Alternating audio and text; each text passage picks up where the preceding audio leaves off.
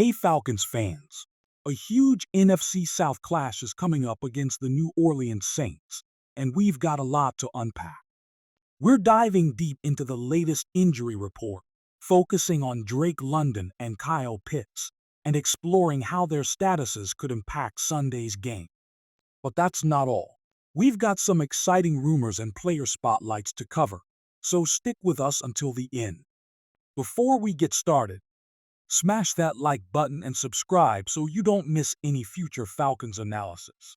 Let's start with Drake London. He suffered a hip injury during our Week 9 victory against the Cowboys. The good news is he's been practicing, albeit limited, so there's a strong chance he'll be ready to face the Saints. London is a key part of our passing attack. His size, route running, and ability to make contested catches are huge assets. How much of a difference will his presence make against the Saints?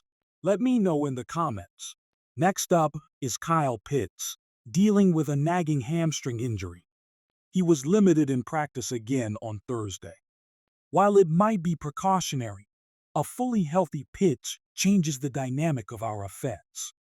He creates mismatches, stretches the defense, and opens things up for everyone else. Should we play it safe with Pitts, or let him go full steam ahead against the Saints? What's your take? We also have to mention Chris Lindstrom, knee, who was limited on Thursday. His absence would be a major blow to our offensive line. Protecting Kirk Cousins and establishing the run starts up front. On the positive side, Matthew Judon returned to practice after illness, but J.D. Bertrand, concussion, remains out, and Grady Jarrett, strain, was limited. Our defense needs everyone healthy for this Saints game. Let's shift gears to a juicy rumor. Bleacher Report's Christopher Knox suggested that the Falcons might target Haason Reddick in the offseason. Reddick is a game-changing edge rusher who would instantly elevate our pass rush, a major weakness this season, just 9 sacks in 9 games.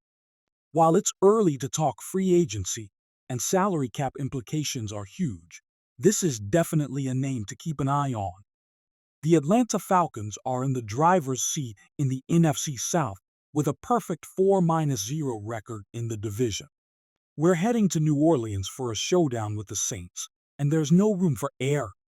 Even though the Saints have struggled firing their coach, trading Luttimore, this is a fierce rivalry, and they'll be hungry. Interestingly, a panel of NFL analysts unanimously picked the Falcons to win the division, a huge vote of confidence.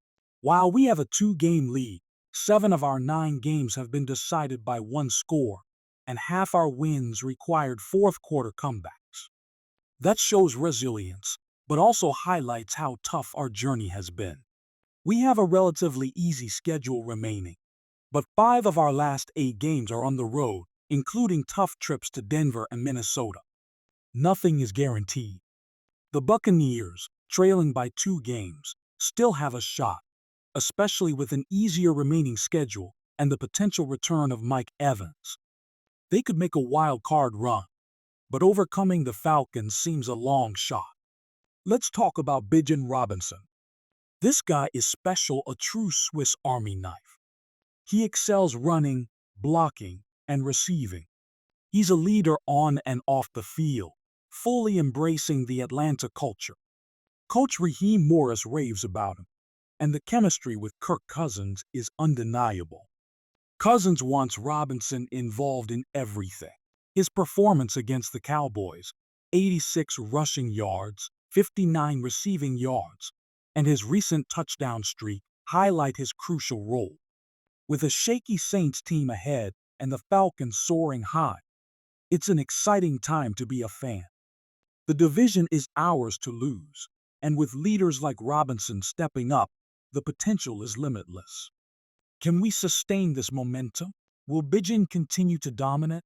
Let me know your thoughts in the comments. Don't forget to like the video if you enjoyed today's coverage, and subscribe to stay updated with all things Falcons. Go Falcons!